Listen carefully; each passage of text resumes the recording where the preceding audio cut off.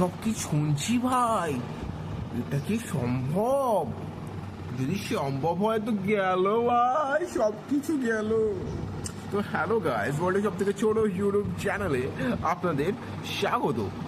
তো একটা খবর শুনতে পাওয়া যাচ্ছে, ভিতরকার খবর, যে Raj Chakraborty plus mega star Shakib Khan, এটা কি আদৌ পসিবল? যদি লজিক্যালি বলি তাহলে না, কোনো অফিসিয়াল তো আপডেট আসেনি এই বিষয়ে। কোনো বাংলাদেশের বড় প্রডিউসার তারাও তো কিছু বলেনি।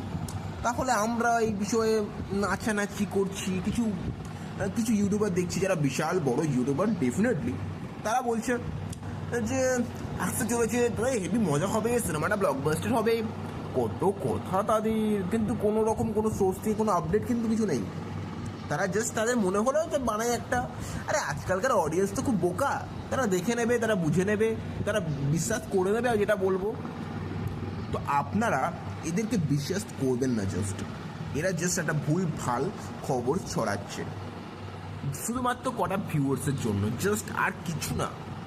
তো এদের চ্যানেলকে জাস্ট আনসাবস্ক্রাইব করে দিন। জাস্ট কোনো দরকারই নেই সাবস্ক্রাইব করার।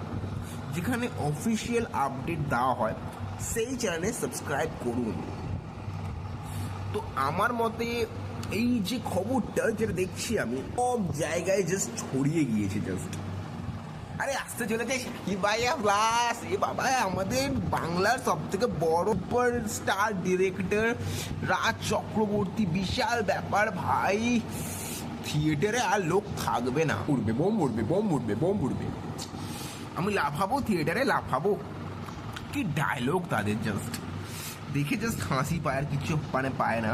কারণ তারা তো অশিক্ষিত কিছু ইউটিউবার রয়েছে, তারা এটাই করবে। কারণ টাকার জন্য তারা সব কিছু করতে পারে। জাস্ট শিক্ষা তো, নলেজ তো বলতে কিছু নেই তাদের, সিনেমা সম্পর্কে কিছু জানেও না। তো যেটা মনে হয় তারা সেটা বলে। তো ফ্যাক্ট, কিছু বলার নেই আর। তো যেটা বলে বলুক, আর আমরা আর আপনারা সেটাই শুনুন যদি মনে হয়। তো এটা যদি আমি লজিক্যালি বলি তাহলে এটা কখনো পসিবল না, দিস ইম্পসিবল। তো ইয়া, যদি ভিডিও ভালো লাগে লাইক এন্ড সাবস্ক্রাইব করতে ভুলবেন না। দেখা হচ্ছে নেক্সট ভিডিওতে। সো বাই গাইস, আপনাদের খেয়াল রাখবেন।